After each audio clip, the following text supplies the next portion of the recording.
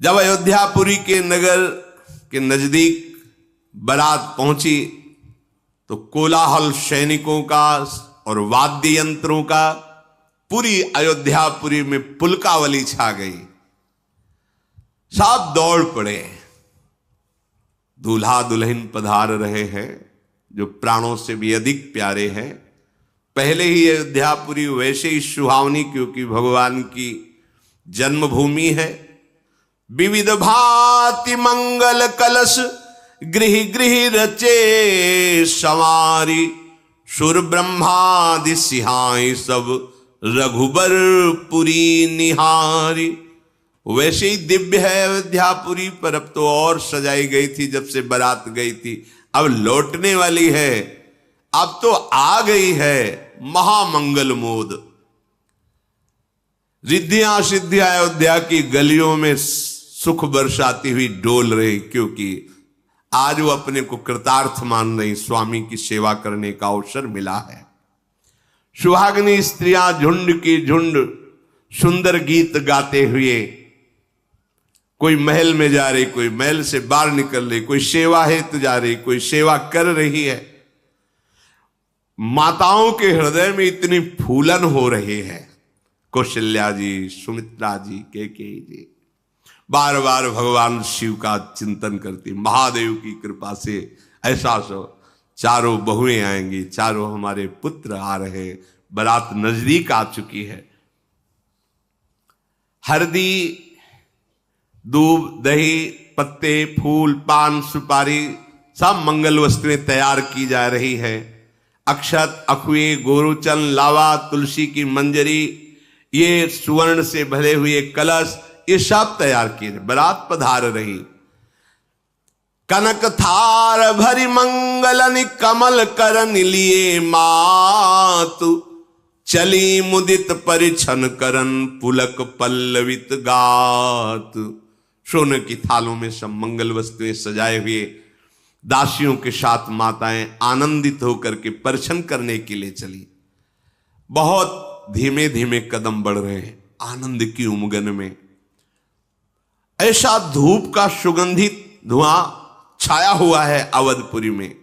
गली गली में इत्र की कीचड़ मचाई गई। इत्र ऐसे जैसे पानी से धोई जाए, ऐसे इत्र से धोई गई। भगवान का घर है अवधपुरी। संपूर्ण अयोध्या सजी हुई है और गोरी गोरी साफ सखियां गान कर रही, मानो बिजलियां चमक रही हूं, ऐसी कांति वाली। नगाड़ों की ध्वनि को सुनकर के मोर गर्जना कर रहे, कुहुक कुहुक, जैसे मेघ की गर्जना सुनकर मोर बोलते, झुंड के झुंड मोर बोल रहे। गुरु वशिष्ठ जी ने आज्ञा दी नगर में बारात प्रवेश करे। रघुकुल मणि महाराज पहले महादेव जी को प्रणाम किया, फिर पार्वती जी को प्रणाम किया। हे शिव, हे शिवा, आपकी कृपा से हमें सब सौभाग्य मिला है। बहुत आनंद मच रहा है अब तो अयोध्यापुरी में। नगरवासी जा जा करके महाराज को प्रणाम कर रहे हैं और श्री राम, लखन, भरत, शत्रुघ्न इनके दर्शन कर रहे हैं। कोई भी नगरवासी ऐसा नहीं जो न्यौछावर न कर रहा हो। वहां लेने वाले नहीं, सब देने वाले हैं। जो पा रहे हैं वो भी न्यौछावर कर रहे हैं। माताएं आगे आकर के बहुओं सहित राजकुमारों की आरती करती हैं। चारों कुमार को देखकर, माताओं को, चारों बहुओं को देखकर जो सुख प्राप्त हो रहा है वो वाणी से वर्णन नहीं किया जाता, क्योंकि वाणी कितनी बोलेगी। आनंद आ रहा है बस, लेकिन जो हृदय में हो रहा है वो वाणी की सामर्थ्य। बार बार आरती उतारती है माता। इन जोड़ियों को देखकर निहाल हो रही। श्याराम, लखन उर्मिला, भरत मांडवी, शत्रुघ्न सुत कीर्ति आरती उतारते हैं बार बार। मुदित है, वस्त्र आभूषण सब न्यौछावर करके दे रहे। आज परमानंद की वर्षा हो रही है अवधपुरी में। माताएं जब आरती उतार रहे तो आरती के प्रकाश में नगरवासी जब सियाराम जी के दर्शन करते तो बार बार वो प्राणों को न्यौछावर करते, क्या इनके लिए और भेंट करे। आरती के समय जो प्रभु के दर्शन होते हैं उसकी बड़ी महिमा गाई गई है। बहुत जल्दी हृदय भक्ति से युक्त हो जाता है, पापों का नाश हो जाता है जब प्रभु की आरती के तेज में दर्शन होते हैं।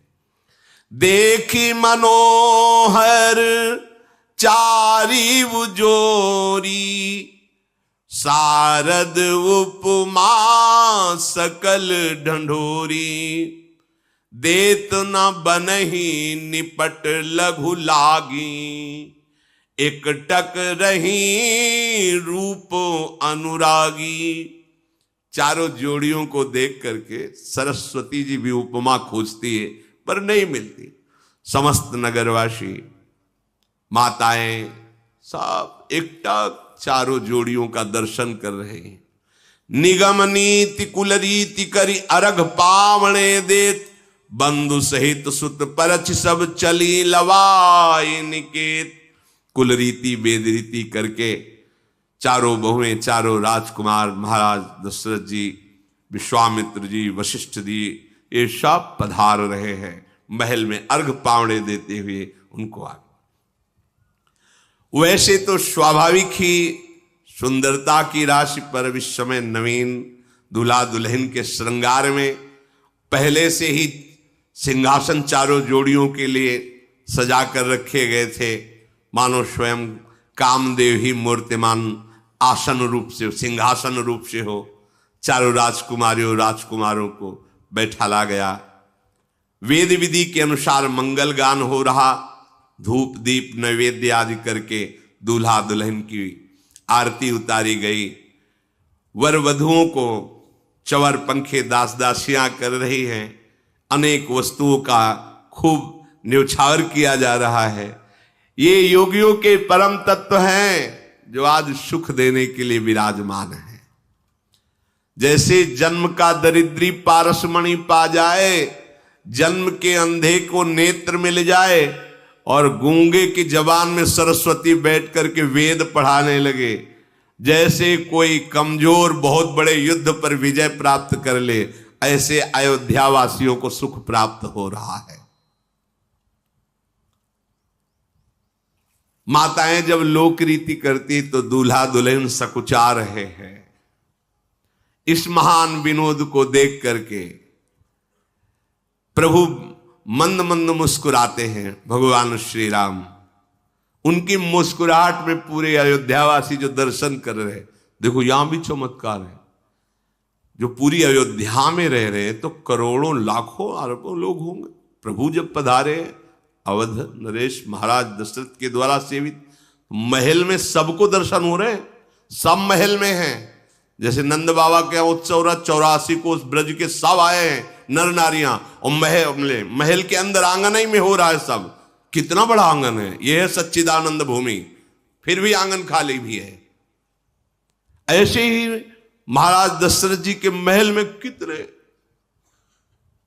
ऐसा नहीं कि प्रभु के दर्शन नहीं, सबको दर्शन हो रहे हैं, सब सुख पूर्वक है। चिदानंद जब भगवान अवतार लेते तो सब चिदानंद होता है।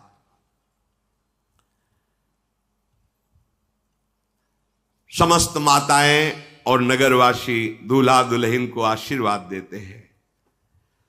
फिर आज्ञा पाकर के भगवान श्री राम सिया को अपने हृदय में बिठाकर सब अपने अपने गृह को वापस हो रहे। जो आज मांग रहा है दशरथ जी सबको दे रहे हैं। सब दशरथ जी की वंदना करते हैं, बड़ाई करते हैं। महाराज वशिष्ठ जी लोक विधि के अनुसार पूरी जो क्रियाएं की, नववधू जब पधारती है, जैसा बड़ी ऋषियों की भीड़ सबको वंदना करके भली भांति संतुष्ट करके विदा किया महाराज दशरथ जी ने। गाधिपुत्र महाराज विश्वामित्र जी की पूजा की, प्रशंसा की, चरण धूलि माथे पे लगाई।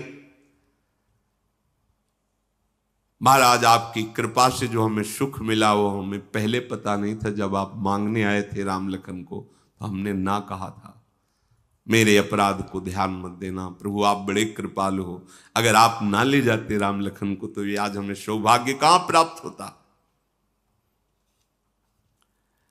महाराज अपने महल में पधारे, चारों पुत्र और चारों बधुओं को समीप बैठाल करके, ऐसे कितना सुख मिल रहा दशरथ जी को। चारों उनके लाडले लाल, चारों बहुएं बार बार ऐसे, गोद शब्द का मतलब होता है ऐसे ऐसे बैठाले हैं, सबको दुलार देख देख कर उनको जो सुख मिल रहा है। और भगवान है, पुत्र कौन है? भगवान है सिया जी। ये भगवान ही अपने चार रूपों में विराजमान है, राम लक्ष्मण भरत शत्रुघ्न। लिए गोद करी मोद समेता, को कही सके भयो सुख जेता। बधू समेप गोद बैठारी, बार बार ही हर सिद्ध। सबको दुलार कर रहे हैं। कैसा सुख महाराज दशरथ जी को प्राप्त हो रहा है, और रनिवास ये देख देख करके आनंद मगन हो रहा है। महाराज दशरथ चारों बहुओं चारों पुत्रों को बैठाल कर। अब इसके बाद जब रानियां पास बैठती है तो महाराज जनक जी के गुणों का गान दशरथ जी करते हैं। यहां एक शिक्षा मिलती है, जब तुम्हारे यहां बहू बनकर बेटी गई है तो ऐसे शब्द नहीं बोलने चाहिए जो कन्या पक्ष की निंदा के हों। पहले दिन से ही जो ऐसे कटु वचन बोले जाते हैं वो बिल्कुल निंदनीय है, नहीं बोलना चाहिए। जितनी सामर्थ होती बेटी वाला उतना। अब देखो यहां संकेत मिलता है। सबको बैठाल के पहला काम क्या किया? महाराज दशरथ जी जनक जी के गुणों का गायन करते हैं। कैसे शीलवान हैं, कैसे गुणवान हैं जनक जी, कितना अपार स्वागत किया उन्होंने। बहुत राजकुमारियां बैठी, सुन सुनकर उन्हें मोद हो रहा है। ऐसे शब्द नहीं बोलने चाहिए कि जो नववधू के हृदय को चुभे, क्योंकि अभी वो माता पिता के राग अनुराग से युक्त है और तुम ऐसे कटुवचन, ये मूर्खता होती जो ऐसा बोला जाता है। वो कन्या आई है, उसको बहुत प्यार दुलार चाहिए।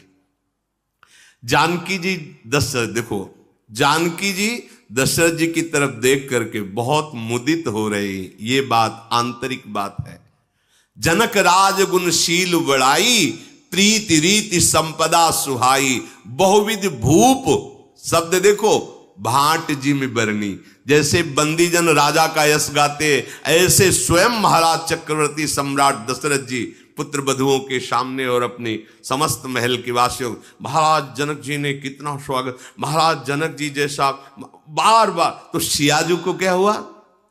दशरथ जी की तरफ मुख करके देखा, बहुत आनंदित। समझ रहे हैं, ऐसे संबंध प्रिय बनते हैं।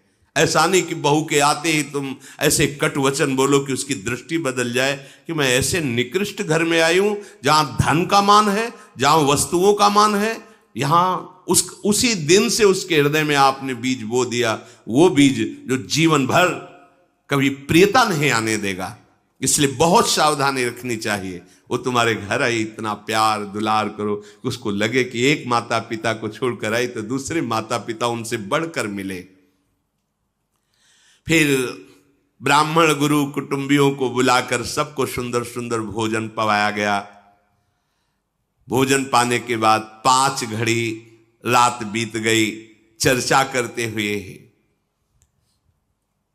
भगवान श्री राम जी को सब मानसिक नमन करके सब आनंद प्रमोद में लौट रहे हैं। नृप सब भांति सबहि सन्मानी, कही मृदु बचन बुलाई रानी। बधू लड़किनी पर घर आई, राख्यो नयन पलक की नाई।